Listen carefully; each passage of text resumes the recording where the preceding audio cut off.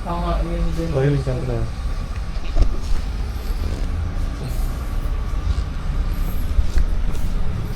Ayos pa tayo dyan. Ready ka na ba? Calm before the storm. Ayos pa, boss.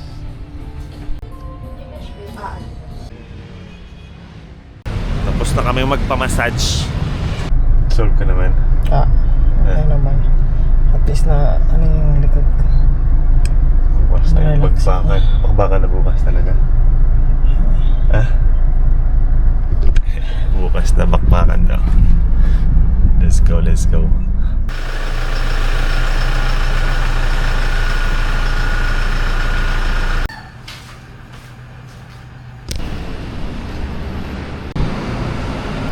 Ano nasa isip mo ngayon? Ready ka na ba? Natatay nga. Imbis na mga anak, natatae. Naantay lang sunduin si Sarah. Second floor daw ako. Sa emergency? Sa delivery room na? Siguro sa kwarto.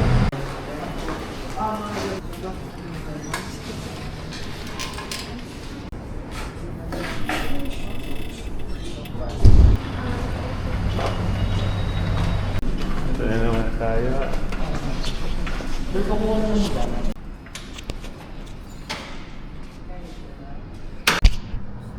Nandito ako ngayon sa kwarto. Ako lang mag-isa habang nag-aantay. Pinasok na si Sarah sa labor room para mag-start na mag-labor. Almost 40 weeks na si Sarah. Kaya nag-decide ako ilabas ng baby kasi malaki na yung baby as per the last ultrasound. At saka nahirapan na si Sarah para matapos na rin, para lumabas na si baby Kenzo. Sana lumabas na siya tonight kasi alam naman natin pagka ganitong labor matagal, di ba? So sana mamayang gabi and within this date para 24 pa rin yung birthday. And yun lang. Waiting games na lang tayo. Sana maging maayos naman ng lahat. Sana ma-normal ng asawa ko ni Sarah yung pagpapaanak kay baby Kenzo. Bali ang setup pala ang nangyari. Naiwan yung dalawang bata, si Kobe at si Kyle, kay Angelica at kay Kirby. Dumating si Angelica dito, yung hipag ko. Nasa Pampanga sila. So pumunta pa sila dito mula Albay para mabantayan yung mga bata for few days. Ilang days silang nandito and yun na nga. Ngayon sila nagbabantay dun sa dalawang makulit. So good luck sa kanila. Shoutout sa inyo, Auntie Aan and Tito Kirby. Thank you.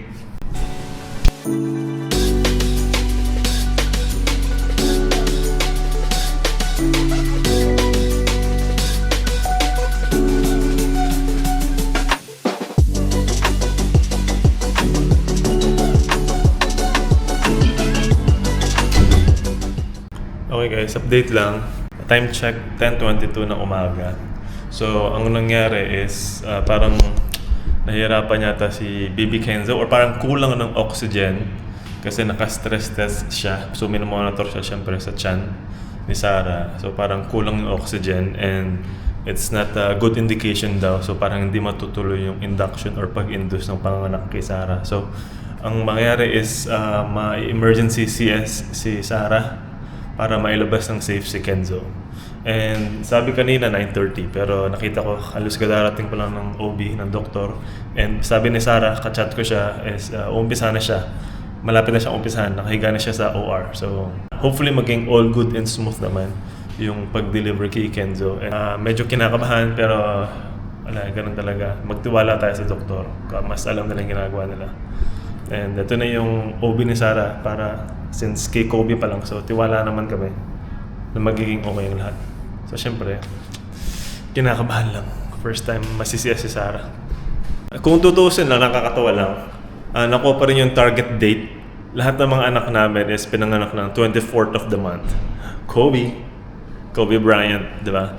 So, yeah, chamba yun. Sobrang chamba. Lahat sila 24.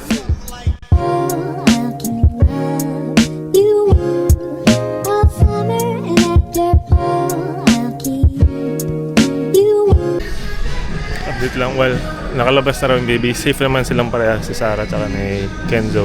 Hindi ko pa nakita yung baby. Pinabibili lang sa akin itong mga kailangan. And then, dadalhin sa nursery. Bili muna tayo, tapos pakita natin si Baby Kenzo for the first time. You were all summer and after fall I'll keep you were all summer. Ganda tayo. Makikita na natin si Baby Kenzo for the first time. Sobrang laki. Mas malaki pa kay Kobe. As in 4.2 something kilograms. So it's massive talaga. Sobrang laki.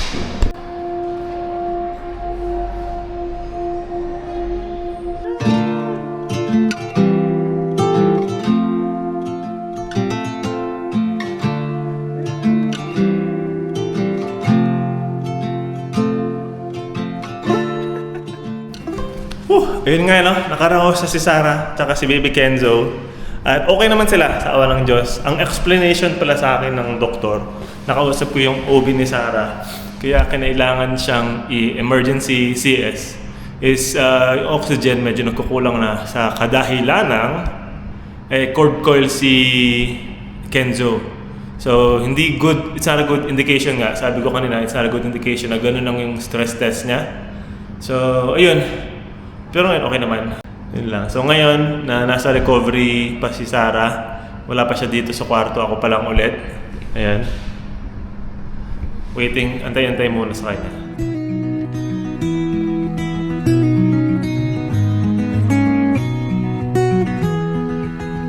Hi, my love. How are you?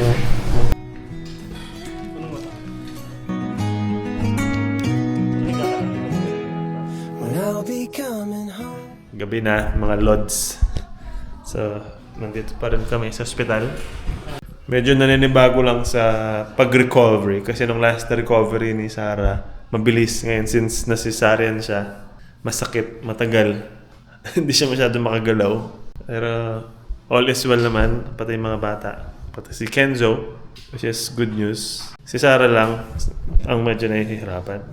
Yun lang ang downside ng cesarean, yung recovery niya. Last time, naalala ko, pa after ng mga nakinabukasan, naligo na raw siya. Kumain ng chicken joy. Ngayon, bawal siyang kumain. Umuwi ako kanina pala. Inasikaso ko yung mga bata. Pinakain ko sila. Pinaliguan ko para wala nang gawin sina Angelica masyado. Wala din na intindihin. Patulugin na lang nila. At ngayon, parang pinapatulog na nila yung mga bata. So, baka gano'n ang magiging sistema. Baka uwi na lang ako para mag-asikaso sa bahay. Tapos babalik dito. Bukas ulit for the update.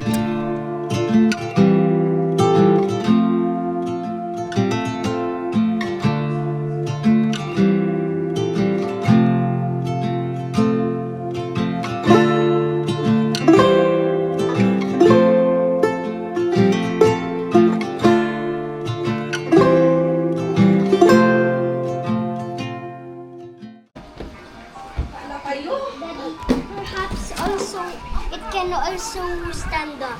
Tignan mo. Oo nga. Dinadiscover nga na daddy. Hindi ko nga alam paano.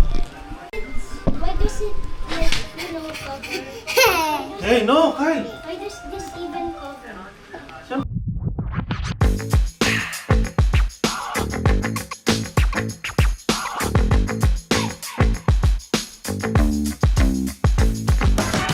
Tapos din.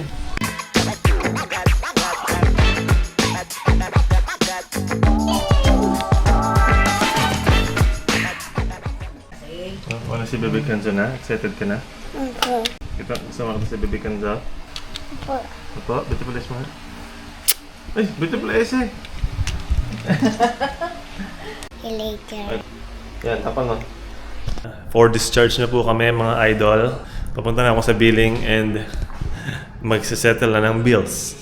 Uwi na namin si Kenzo.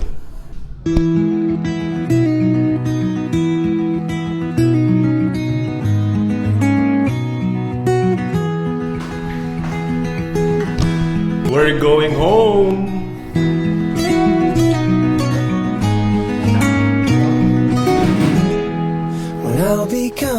Kapin ko lang si Sarah at saka si Baby Kenzo. Let's go! Ayan na sila.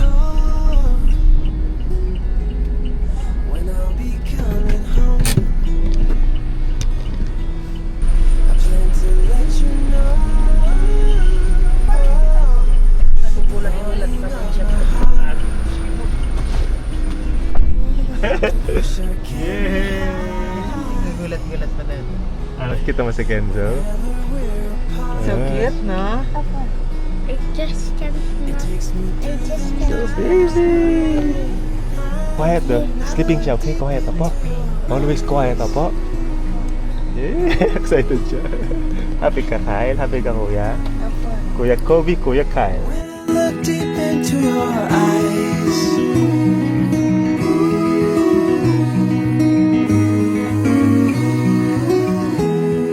When I'll be coming home,